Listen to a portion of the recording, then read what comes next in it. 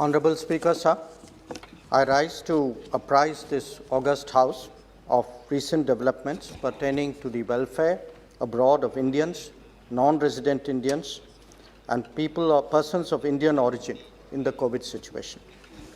This is a subject on which many honorable members have expressed deep interest. We in the Ministry of External Affairs also regularly receive communications relating to individual cases and respond to the best of our ability. Such concern is natural, and I take this opportunity, Honorable Speaker, sir, to place before the House a comprehensive picture on the global state of affairs as a result of COVID, its impact on our people, and the government's response to the challenges that have emerged. Honorable members would be aware that the big issue through the last year was to address the situations of difficulty and distress that many stranded Indians faced abroad. The Prime Minister directed that we undertake the Vande Bharat mission to bring back our countrymen and women home. This was an all of the government effort involving the ministries of External Affairs, Civil Aviation, Home Affairs, Health, Defence and Shipping, amongst others. A total of 45,82,043 people from 98 countries have returned to India under the aegis of the Vande Bharat mission. The vast majority came through flights, though there were also some who came by ship and across land crossings. Kerala received the maximum returnees, followed by Delhi, Maharashtra and Tamil Nadu. UAE was the country from where the maximum number of stranded Indians returned, followed by Saudi Arabia, United States and Qatar.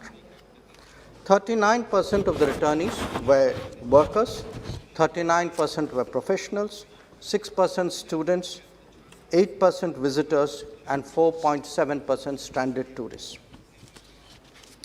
Honorable Speaker, sir, while organizing the return home, the government also focused on ensuring that our people were provided the necessary amenities in foreign countries. This applied to those awaiting repatriation as well as those who stayed behind. It involved a vast range of activities that were coordinated by our embassies and high commissions. They included providing food, shelter, and transportation, to supplying masks, PPEs, medical support, and even facilitating hospital stays. It involved intense and continuous interactions with foreign governments, proactive and responsive measures by our embassy staff, and close coordination with community organizations abroad. Government expended an amount of 33.5 crores from the Indian Community Welfare Fund, whose mandate was perceptively broadened by the government in 2017 with such contingencies in mind. I should also add that we facilitated the return from India of more than 1.1 lakh foreign passport holders to 120 countries in the same period. Many of them were PIOs and NRIs. Members would appreciate that the largest repatriation exercise in history of the world could not have happened without the goodwill and cooperation of partner governments. And if that was so forthcoming, it is because of the enormous efforts of this government's diplomacy, starting from the Prime Minister personally. Whether it was in reaching out, invoking relationships, using our networking, or engaging in direct contacts, we really went all out to ensure the welfare of our brothers and sisters abroad. And let me emphasize this. At the end of the day, the sympathetic response of others reflected their positive image of us. Indeed, this was a real testimony of India's enhanced global standing as a result of 6 years of exceptionally energetic diplomacy. The focus of our efforts in the last few months has now shifted to Indians going back to their usual places of work, study, and domicile. To that end, our government has concluded air transport bubbles that are temporary reciprocal arrangements for commercial passenger services until the resumption of regular international flights. Such arrangements have been concluded with 27 nations so far. The Air India Group alone has operated more than 9,500 flights, taking 10.9 lakh passengers abroad. The largest numbers, not surprisingly, have gone to the Gulf. During the pandemic, our Prime Minister had declared that government would take care of both lives and livelihood. This guidance has been the basis for the activities of our diplomacy abroad.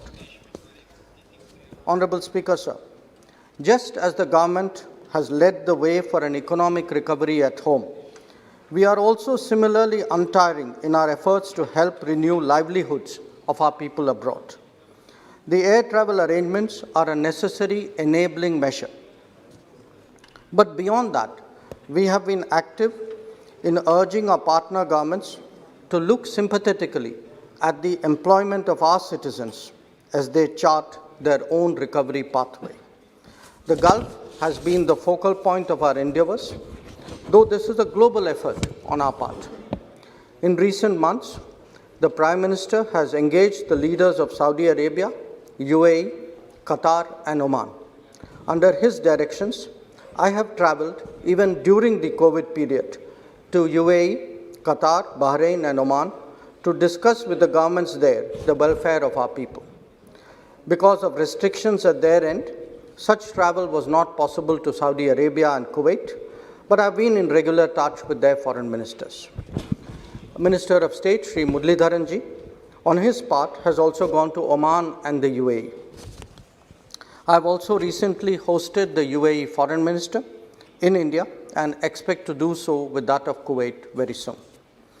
Now, during our visits to the Gulf, we have interacted with both representative community organizations and the partner governments. From the community, the overall picture was that our people were well taken care of during the pandemic by the host authorities. From the governments, the message was of appreciation for the responsibility shown by our people amidst the pressures of the pandemic.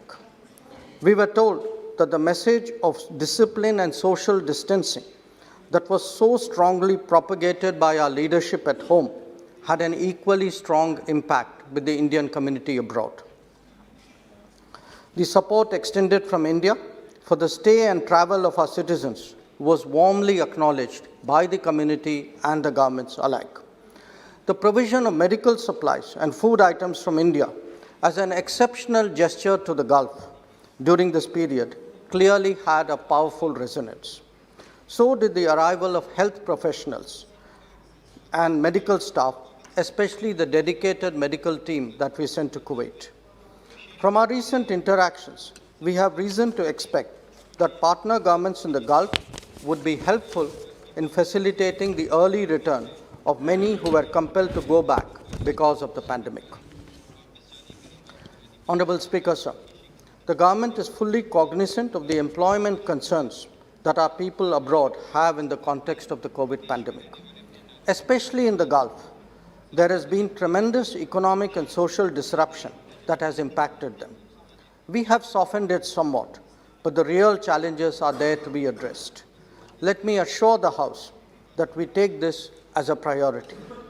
Both my MOS and I, and indeed our ambassadors and senior officials, spend time and effort to go into these problems in the greatest of details.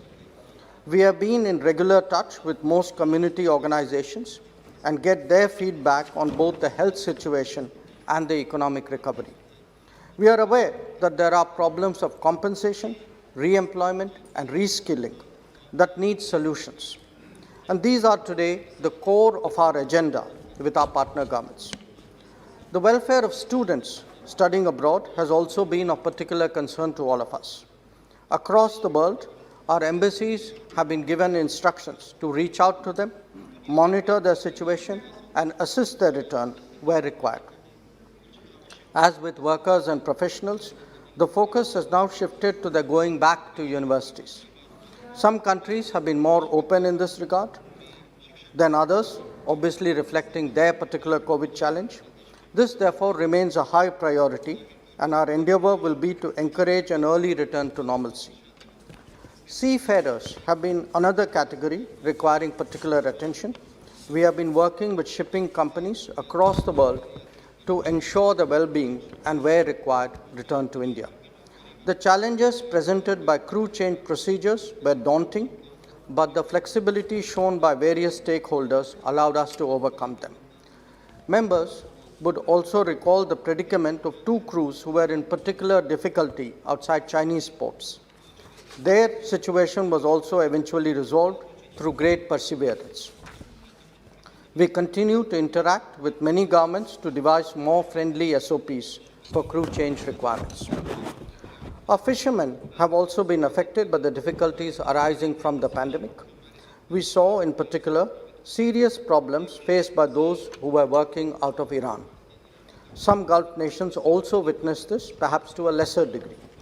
Many members have expressed their anxieties at that time, and here too, the repatriation phase is over and the re-employment one has just started. Honorable Speaker, sir, in conclusion, let me underline that from the very beginning, the Modi government has been deeply committed to the welfare and protection of Indians abroad. And equally, we value and nurture our relationship with PIOs. The COVID pandemic was a test of our commitment on this matter, as on so many others. And whether it was the problems of the worker or the student, the professional or the tourist, we have risen to the occasion. A huge collective effort by nameless and faceless individuals from our embassies and other organizations in India and abroad made that possible.